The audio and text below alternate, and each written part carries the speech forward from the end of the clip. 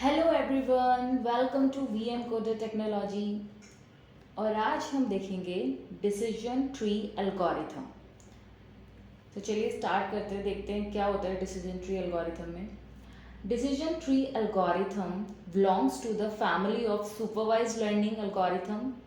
Unlike other supervised learning algorithm, the decision tree can be used for solving regression and classification problems too. तो decision tree algorithm भी हमारी supervise learning algorithm होती है। जैसे कि हमारे पास दो तरह की लर्निंग एल्गोरिथम होती है, एक होती है हमारे पास सुपरवाइज्ड और एक होती है हमारे पास अनसुपरवाइज्ड। सुपरवाइज लर्निंग एल्गोरिथम में हमारे पास लेबल डेटा होता है, यानी कि डेटा होता है जिसके ऊपर लेबलिंग करी होती है तो हम आसानी से उसको समझ सकते हैं। एंड एक होता है हमारा अनसुपरवाइज्ड, वो हमारा अनलेबल्ड डेटा होता है, उसके अंदर हमें कोई टारगेट वैल्यू या लेबलिंग नहीं दी होती है।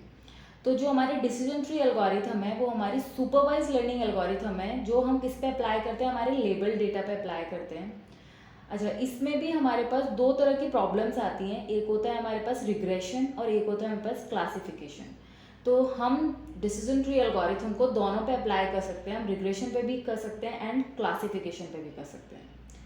It is a graphical representation of getting all the possible solutions to the problem decision based on given condition. तो डिसीजन ट्री एक तरह का हमारा ग्राफिकल रिप्रेजेंटेशन होता है, जैसा कि आपको इसके नेम से ही पता लग रहा होगा, ट्री। तो यहाँ पे क्या हो रहा है, हम अपने डेटा सेट के अकॉर्डिंग एक ट्री बना रहे हैं, जिससे हमें ये पता लग रहा है कि क्या क्या उसकी पॉसिबिलिटीज हो सकती हैं, क्या क्या पॉसिबल सॉल्यूशंस हमें इसके लिए मिल सकते हैं। तो उसके बेसिस पे हम क्या करते हैं, आउटपुट को प्रिडिक्ट करते हैं। चलिए आगे देखते हैं कि टाइप्स क्या क्या है इसके, types of decision trees. Type of decision tree are based on type of target variable we have. It can be two types. तो हमारे डिसीजन ट्री का टाइप भी किस पे बेस्ड करता है कि हमें कौन सी टारगेट वैल्यू मिली है। अगर हमारे पास कैटेगोरिकल डेटा है तो हम कैटेगोरिकल डिसीजन ट्री अप्लाई करते हैं, एंड कॉन्टिन्यूस है तो हम उसके लिए कॉन्टिन्यूस बनाते हैं।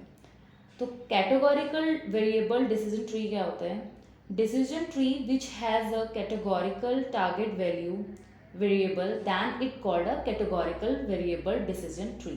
तो कैटेगोरिकल डेटा हमारा कौन सा होता है, जिसके अंदर हमारे पास 0 या 1, येस या नो इस फॉर्म में आंसर आता है, यानी कि कोई भी कंडीशन है या तो वो ट्रू होगी या फिर वो फॉल्स होगी। तो उस बेसिस पे या तो येस आएगा या फिर नो आएगा। तो उस बेसिस पे हम डिसीजन ट्री बनाते हैं एंड उस अकॉर्डिंग हम अपनी एल्गोरिथम को अप्लाई करते हैं। इसी तरह से नेक्स्ट हमारे पास होता है continuous variable decision tree. Decision tree has a continuous target variable than it is called a continuous variable decision tree. अब ये हम उस पर अप्लाई करते हैं जब हमारे पास कॉन्टिन्यूस डेटा होता है, लाइक जैसे कि एज हो गई, राइट, वेट हो गया। तो इस तरह की जो वैल्यूज होती हैं जो हमारे न्यूमेरिकल फॉर्म में आ रही हैं, जैसे एज कुछ भी हो सकती है, 23, 25, 80, 70।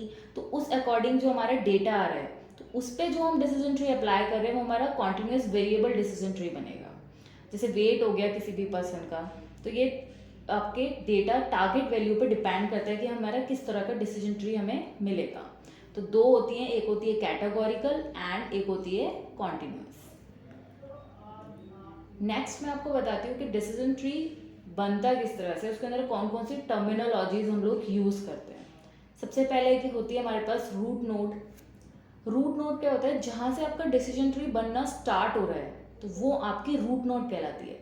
यानी कि आपके पास एक वैल्यू होती है कि हमें यहाँ से अपना ट्री जो है वो बनाना स्टार्ट करना है, तो उस नोड को हम क्या कहते हैं, रूट नोड कहते हैं। दैन स्प्लिटिंग, अब उस रूट नोड के अकॉर्डिंग हम क्या कर रहे हैं, अपने ट्री को स्प्लिट कर रहे हैं।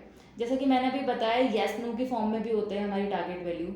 तो ये जैसे कि अगर हमारे पास येस है तो हमारा ये आउटपुट आएगा, नो है तो हमारा ये आउटपुट आना चाहिए, या फिर येस है तो ये कंडीशन है, नो है तो ये कंडीशन है। तो ये क्या कहलाता है, ये हमने करा है स्प्लिटिंग। क्या कर रहे हैं हम यहाँ पे, ब्रांचेस निकाल रहे हैं उसकी according to our data set. इसी तरह से नेक्स्ट आता है डिसीजन नोड। डिसीजन नोड क्या हो रहा है, अब येस और नो के बेसिस पे हम कोई ना कोई डिसीजन ले रहे हैं। अगर वैल्यू येस है तो ये डिसीजन होगा, अगर नो है तो ये डिसीजन होगा।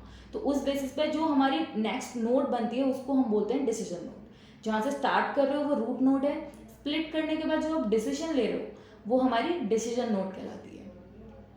इसी तरह से नेक्स्ट होता है लीफ एंड टर्मिनल नोड। अब लीफ नोड या फिर टर्मिनल नोड हमारी वो होती है जिसके आगे फर्दर कोई और ब्रांचेस नहीं होती। जैसे ये डिसीजन नोड है, इसको यहाँ पे स्प्लिट करा है 2 में, तो ये जो नोड बनी है टर्मिनल नोड, इसके आगे कोई फर्दर ब्रांचेस नहीं है, तो वो हमारी टर्मिनल नोड कहलाती है। अब इसके आगे तो हमने ब्रांचेस बनाई है, तो ये हमारी डिसीजन नोड होगी। एंड इसके बाद जो नीचे हमारी नोड्स बनी हुई हैं, ये हमारी टर्मिनल नोड होगी। क्यों? क्योंकि इसके आगे हमने कोई और ब्रांचेस नहीं बनाई है। नेक्स्ट आते हैं प्रूनिंग। प्रूनिंग का मतलब होता है आपको ब्रांचेस को रिमूव करना। जैसे कोई आपकी ब्रांचेस है जिसको आप रिमूव कर रहे हो अपने डिसीजन ट्री से, तो इसका मतलब होता है आप प्रून कर रहे हो, आप प्रूनिंग कर रहे हो, आप उनको वहां से हटा रहे हो। नेक्स्ट आता है ब्रांच एंड सब ट्री। तो ब्रांच और सब ट्री क्या होता है, आपके डिसीजन ट्री के अंदर ही आपका एक और छोटा सा ट्री बना हुआ है, तो वो आपका ब्रांच कहलाएगा या फिर सब ट्री कहलाएगा, कि आपने अपने डिसीजन ट्री के अंदर ही एक और ट्री बनाया हुआ है। जैसे कि आप यहाँ पे देख सकते हो, ये आपका पूरा ओवरऑल ट्री है एंड इसके अंदर ये जो हमने साइड में है, ये हमारा एक सब ट्री है, कि इसके अंदर एक अपनी नोड है एंड उसकी ब्रांचेस हैं, उसके चाइल्ड नोड है। अब देखिए यहाँ पे एक नीचे एक और टर्म है पेरेंट एंड चाइल्ड नोड। अब पेरेंट एंड चाइल्ड नोड क्या होता है, ये जो नोड है हमारी पेरेंट नोड कहलाती है। कोई भी नोड जिसकी ब्रांचेस निकल रही हैं, जिसकी आगे फर्दर ब्रांचेस हैं, वो हमारी पेरेंट नोड कहलाती है। अब जैसे कि आप ये देख सकते हो, यहाँ पे ए से मेंशन किया हुआ है। अब ये ए जो है ये हमारा पेरेंट नोड है एंड इसकी जो आगे फर्दर ब्रांचेस निकली हुई हैं, ये हमारी चाइल्ड नोड है। यानी कि ए जो हमारा पेरेंट नोड है, इसकी ये बी एंड सी, ये हमारी उसकी चाइल्ड नोड कहलाएगी। वैसे इसका नाम क्या है, डिसीजन नोड। अगर आप इसके कंपैरिजन में देखोगे तो ये हमारी एक डिसीजन नोड है, बट अगर आप इतने ही सब ट्री को देखना चाहते हो तो इसके अंदर ये पेरेंट नोड होगी एंड आगे ये इसकी जो है चाइल्ड नोड्स होंगी। आई होप आप लोगों को क्लियर हुआ होगा डिसीजन ट्री की टर्मिनोलॉजीज, ये सारी चीज़ें हम इसमें यूज़ करते हैं।